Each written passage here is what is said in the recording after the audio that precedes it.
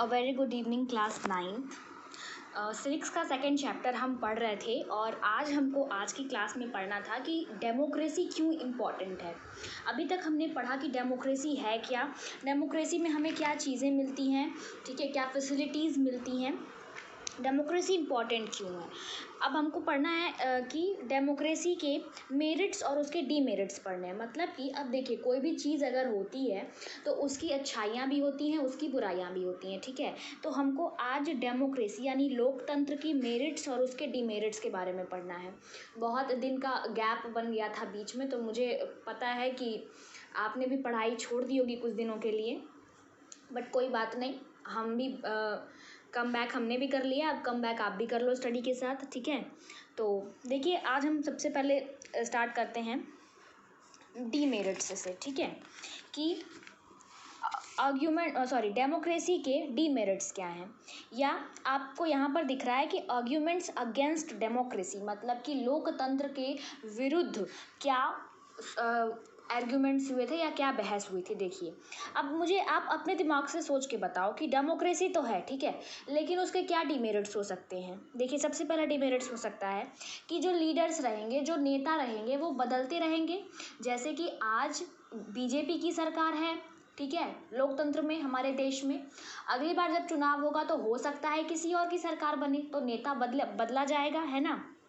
So our first point will be the leaders keep changing in a democracy and this leads to instability, ठीक है, जो आपकी book में दिया हुआ है। अब उसके बाद देखिए, दूसरा हो जाएगा political competition and power play. देखिए, होता क्या है, मैं आपको बताती हूँ कि जब चुनाव लड़ा जाएगा, ठीक है, जब लोगों के बीच में ये युद्ध रहेगा कि हमको जीतना है, हमको जीतना है, प्रतिस्पर्धा रहेगी, कंपटीशन रहेगा, तो लोग क्या करेंगे, अपनी पावर को शो करेंगे कि हम तुमसे ज़्यादा ताकतवर हैं, हम तुमसे अधिक ताकतवर है। देखिए, आपने बहुत बार सुना होगा कि इस नेता का खून हो गया, इनका एक्सीडेंट हो गया, तो ये आखिर लोग क्यों करते हैं, जीतने के लिए तो करते हैं ना। तो डेमोक्रेसी में क्या होता है, एक चीज़ ये भी हो सकती है। देखिए, हम डीमेरिट्स के बारे में पढ़ रहे हैं, ठीक है। अब उसके बाद क्या होता है, देखिए, डेमोक्रेसी में कोई भी फैसला लेने के लिए बहुत सारे लोगों से डिस्कशन करना पड़ता है, ठीक है। कोई भी निर्णय अकेले नहीं लिया जा सकता, ठीक है। उसके लिए क्या करना पड़ेगा, कुछ लोगों से डिस्कशन करना पड़ेगा कि क्या ये फैसला सही होगा, क्या लोगों के हित में होगा। तो हमारा तीसरा पॉइंट बनता है कि many people have to be consulted in a democracy. और ये क्या करेगा, ये डिले करेगा, ठीक है, मतलब किसी भी निर्णय को, किसी भी नीति को पारित होने में समय लगेगा, है ना। देखिए, अब मान लो कि अगर मुझे क्लास चलानी है, ठीक है, और मुझे किसी से पूछना नहीं है, मुझे सिर्फ क्लास चलानी है, तो उसमें टाइम लगेगा क्या, मैं तुरंत अपने अकॉर्डिंग चला लूँगी क्लास। लेकिन अगर मुझे स्कूल के सारे टीचर्स से कंसल्ट करना पड़े कि क्लास चलेगी या नहीं चलेगी, तो सारे टीचरों से पूछने में, उनसे बात करने में, उनको समझाने में टाइम तो जाएगा ना। तो वही होता है इसमें भी, ठीक है। डेमोक्रेसी में क्या है कि किसी भी डिसीजन को लेने के लिए आप अकेले नहीं ले सकते, आपको कुछ लोगों की सलाह लेनी पड़ेगी, तो उसमें टाइम लगेगा, ठीक है। अब उसके बाद देखिए, क्या ज़रूरी, चौथा पॉइंट हम पढ़ रहे हैं, ठीक है, कि क्या ज़रूरी है कि जो लीडर है, ठीक है, जो राजनेता या जो उस समय का लीडर है, ठीक है, वो जानता हो कि लोगों का मन क्या है। मान लो कि एक प्राइम मिनिस्टर है किसी कंट्री का, ठीक है, उसी को सारे डिसीजंस लेने हैं, है ना। डेमोक्रेसी में यही तो होता है ना कि जनता क्या करती है, अपनी मर्जी से एक रिप्रेजेंटेटिव अपना बनाती है प्राइम मिनिस्टर के रूप में। अब क्या प्राइम मिनिस्टर को पता होगा कि जनता क्या चाह रही है, क्या जनता फ़ोन कर करके बताएगी प्राइम मिनिस्टर को कि हमको ये चाहिए, हमको ये चाहिए, नहीं ना। तो वहाँ पे प्राइम मिनिस्टर अपने अकॉर्डिंग काम करेगा, है ना। तो वो क्या करेगा, पब्लिक इंटरेस्ट को नहीं जान पाएगा। तो हमारा फिफ्थ पॉइंट है, democracy leads to elected leaders do not know the best interest of the people, it leads to bad decision, ठीक है।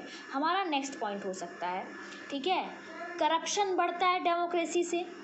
करप्शन कैसे बढ़ता है, इलेक्टोरल कंपटीशन से।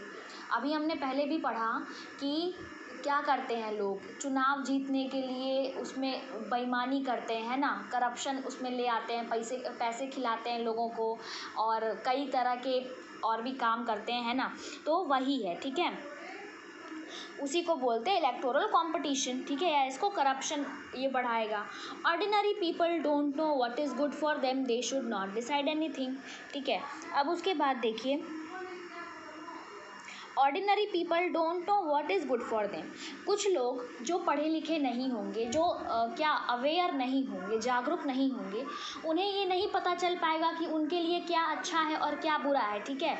आई बात समझ में, है ना। होगा ऐसा, जैसे कि अब आपको पता है कि ये लॉकडाउन किया गया है, तो लॉकडाउन के मेरिट्स क्या क्या है, मतलब कि लॉकडाउन हमारे लिए कितना अच्छा है, ठीक है। पर जो लोग अवेयर नहीं होंगे, इस समय जो पेंडेमिक चल रहा है आपका कोविड-19, उससे अवेयर जो लोग नहीं होंगे, उनको क्या लग रहा होगा कि अरे झूठ में लॉकडाउन लगा दिए हैं, घर में रहना पड़ रहा है, काम धंधा बंद है सारा, है ना। तो वो लोग इन चीज़ों से अवेयर नहीं होंगे, ठीक है। अब बात कर लेते हैं कि डेमोक्रेसी के पक्ष में क्या क्या बहस हुई थी, है ना। आर्ग्यूमेंट्स और आर्ग्यूमेंट्स फॉर डेमोक्रेसी, कि डेमोक्रेसी अच्छी कैसे है। उसके बाद अब देखिए क्या हुआ था, यहाँ पे आपको एक चाइना फेमाइन के बारे में बताया गया है, ठीक है, जो कि 1958 से 1961 तक चला था। China versus India. फेमाइन का मतलब होता है भूखमरी, ठीक है। क्या होता है? भूखमरी, जिसको हम स्टारवेशन कहते हैं, ठीक है। अब उसके बाद यहाँ पे क्या पता चला कि a democratic government is better government. अब देखो क्या होता है कि जो लोकतांत्रिक गणराज्य होते हैं वो अच्छे होते हैं, ठीक है। मतलब अकाउंटेबल गवर्नमेंट होती है, ठीक है। यहाँ पे क्या होते हैं, कंसल्टेशंस और डिस्कशंस होते हैं, इर्रिस्पॉन्सिबिलिटी नहीं होती है, क्वालिटी डिसीजन होता है। जैसे कि मैं बताती हूँ, इस समय आप ऐसे समझो, इस समय कोविड-19 चल रहा है विश्व के कई सारे देशों में, ठीक है। लेकिन अब यहाँ पे हमारे जो लीडर हैं, हमारे जो प्राइम मिनिस्टर हैं, वो क्या कर रहे हैं, क्वालिटी डिसीजंस ले रहे हैं। मतलब कि ऐसे निर्णय ले रहे हैं, ऐसे फैसले ले रहे हैं जो हम सब के, यानी कि जो देश की जनता के हित में हो, ठीक है। तो वो अकेले नहीं कर रहे हैं ये सब कुछ, वो कई सारे और लोगों से क्या कर रहे हैं, डिस्कशन कर रहे हैं, ठीक है। उन लोगों की राय ले रहे हैं, विचार कर रहे हैं, उसके बाद वो क्या कर रहे हैं, डिसीजन ले रहा है, ठीक है। इर्रिस्पॉन्सिबिलिटी नहीं है, उन्होंने लोगों को ऐसे ही नहीं छोड़ रखा है, ठीक है। अब देखो, बहुत से लोग कहेंगे कि क्या नहीं छोड़ रखा है, लॉकडाउन लगा है लेकिन फिर भी लोग घूम रहे हैं। तो क्या आप एक बात बताइए, क्या अकेला एक लीडर जो एक प्राइम मिनिस्टर है, क्या एक ही टाइम पर मतलब पूरे देश में रह सकता है? क्या नहीं रह सकता है ना। वो तो उसने तो बताया, उसने तो एक आपको वे दिखाया कि आपको ऐसे रखना है अपने आप को सेफ। अब अपने आप को आप सेफ रख पा रहे हो कि नहीं रख पा रहे हो, दैट्स टोटली योर रिस्पॉन्सिबिलिटी, ठीक है। तो एक ये आपका मेरिट हो गया है ना, कि कोई है आपके ऊपर जो आपका ख्याल रखने के लिए क्या कर रहा है, क्वालिटी डिसीजंस ले रहा है, ठीक है, जो जिम्मेदार है आपके लिए। अब उसके बाद देखिए, डेमोक्रेसी क्या दिलाती है, डेमोक्रेसी इक्वालिटी दिलाती है, ठीक है, समानता, सबको समान रहने का अधिकार है, सबको समानता का अधिकार है, ठीक है। अपने अधिकारों का संरक्षण करने का भी अधिकार है सबके पास, है ना। डेमोक्रेसी क्या करती है कि सबकी डिग्निटी को बढ़ाती है, हर नागरिक की डिग्निटी को बढ़ाती है। ऐसा नहीं है कि आप एक लोग की पूजा की जा रही है और एक लोगों को मारा जा रहा है ना, ऐसा नहीं है। डेमोक्रेसी में हर इंसान क्या होता है, बराबर होता है, ठीक है। अब उसके बाद देखिए, यहाँ पे कुछ आपको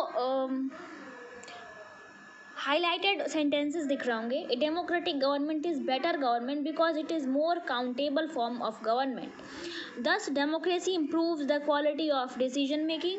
Democracy provides a method to deal with differences and conflicts. Democracy enhances the dignity of citizens. देखिए, आपकी बुक में ये जो पॉइंट्स ऐसे हाईलाइटेड दिए हुए हैं ना, वो थोड़े इंपॉर्टेंट हैं आपके लिए, ठीक है।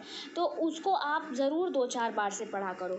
और देखिए, इस चैप्टर का हमारा लास्ट टॉपिक जो बचा है वो है ब्रॉडर मीनिंग ऑफ डेमोक्रेसी। देखिए, इस चैप्टर में हमने डेमोक्रेसी के बारे में बहुत कुछ पढ़ा है, ठीक है। लेकिन अब हमको और थोड़ा सा ब्रॉडर मीनिंग जानना है, ठीक है।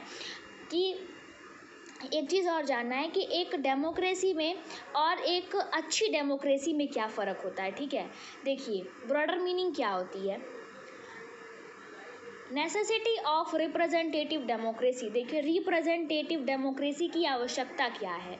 रिप्रेजेंटेटिव डेमोक्रेसी क्या होता है, मैंने आपको पहले भी बताया है कि एक देश की जनता अपना प्रतिनिधि चुनती है खुद, किसके थ्रू, इलेक्शन के थ्रू, ठीक है।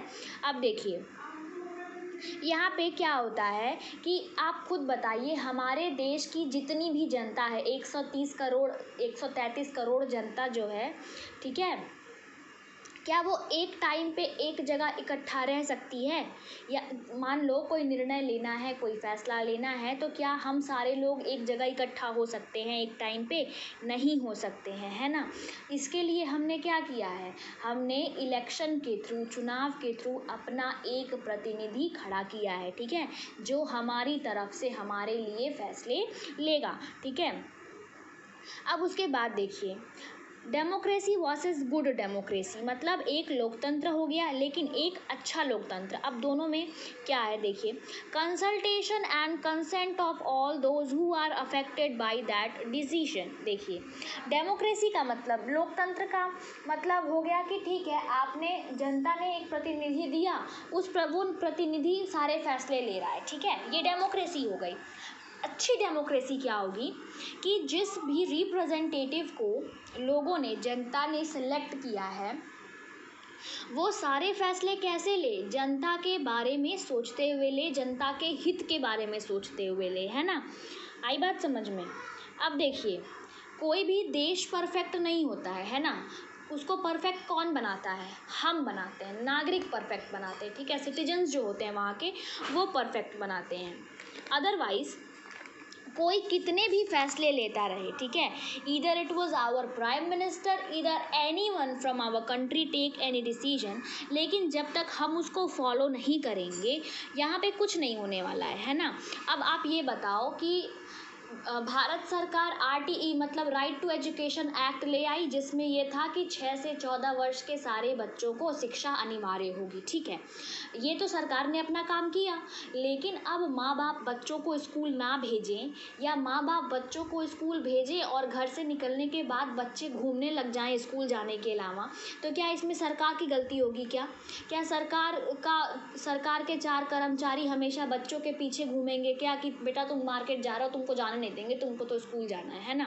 ऐसा नहीं होता है ना। किसी भी चीज़ को परफेक्ट कौन बनाता है, हम बनाएंगे, है ना। अगर एक शिक्षा का नीति ले आई गई है जिसमें बच्चों को फ्री शिक्षा मिल रही है, मुफ्त शिक्षा मिल रही है, तो आप उसका फ़ायदा उठाओ ना। बहुत से परिवार ऐसे हैं जिनके पास पैसे नहीं हैं किसी की अपने बच्चों की स्कूल फीस देने के लिए, तो अगर सरकार एक ऐसी योजना लेके आई है तो आप उसका फ़ायदा उठाओ, लेकिन आपको तो घूमना है ना। तो हम भाई इसमें सरकार क्या कर सकती है, कुछ नहीं कर सकती है, ठीक है। तो देखिए ये चैप्टर हो गया है फिनिश। इस चैप्टर के नोट्स मैं आपको ऋषिकुल विद्यापीठ के ऐप पे भेजूंगी, ठीक है। और एक चीज़ और कि किसी भी सब्जेक्ट्स में अगर ऐसा है कि एक्सरसाइज में 20-20 क्वेश्चंस हैं और आपको केवल 12 के आंसर मिल रहे हैं, 14 के आंसर मिल रहे हैं, तो देखिए उसका रीज़न ये हो सकता है कि क्वेश्चन आंसर से पहले जो आपको नोट्स बनवाई गई हैं, या तो उस क्वेश्चन का आंसर आपको नोट्स में क्लियर होगा, ठीक है, मतलब कि उस क्वेश्चन का जो कॉन्सेप्ट आंसर होगा वो आपके पहले ही नोट्स में अवेलेबल होगा, इसलिए मैंने वो आंसर नहीं लिखा होगा, या तो वो आंसर डिस्कशन बेस्ड होगा, मतलब कि जब आप सारे क्लासमेट्स साथ में बैठोगे, उसको डिस्कस करोगे मेरे साथ, तब उसका आंसर निकलेगा, या तो ऐसा आंसर होगा, ठीक है। यही 2 रीज़न्स हो सकते हैं कि आपको सारे क्वेश्चन के आंसर्स नहीं मिल रहे हैं, ठीक है। अब उसके बाद इकोनॉमिक्स में सुनने को कुछ प्रॉब्लम्स आई हैं कुछ क्वेश्चंस को लेके, मैं वो क्लियर करूँगी, डिस्कस करूँगी ईदर इन द वीडियो और on the app. So till then have a nice day.